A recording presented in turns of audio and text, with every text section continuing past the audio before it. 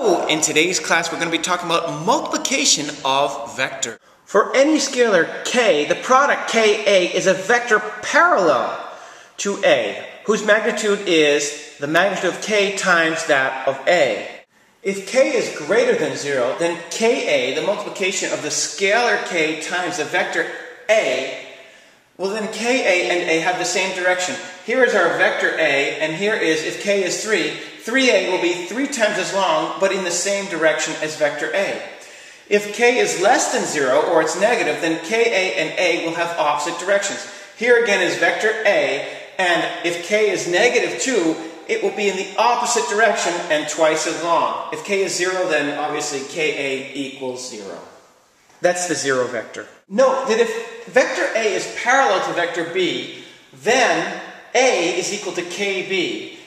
So here are two vectors that are parallel. A is parallel to B. Well, then we can say A times something will give us B by some scalar product, and we'll be able to get B. For example, if this is twice as long, then we can say A times 2 will give us B. And if the vectors are in opposite directions, then K must be negative. Or if K is negative, then the vectors are in opposite direction. But this is an important concept, that parallel vectors have this relationship, that A times some scalar will give us another vector B. Let's examine, if we can, properties of a vector multiplication of a scalar. It's that we have closure because vector A times K is a vector. So we have a vector times a scalar gives us a vector, so we're closed. Commutative, A times K equals K times A, where A is a vector and K is a scalar. Associative, K times M, two scalars times a vector, is equal to K times M times A. It's associative. Distributive, two scalars, K plus M times A, equals A times K plus A times M, or Ka times Ma.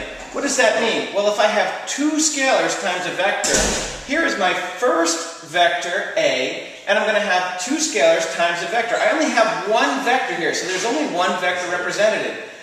I can split K plus M into Ka plus Ma because we have distribution there. How about the distributive property of a scalar K times A plus B, which are two vector quantities? Well, we're going to get Ka plus Kb. I have two vectors there. Well, originally I have a vector A and a vector B, and here is our A plus B resulting vector.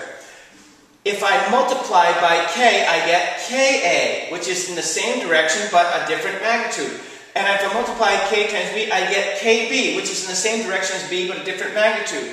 And here is Ka plus Kb, which is our result here.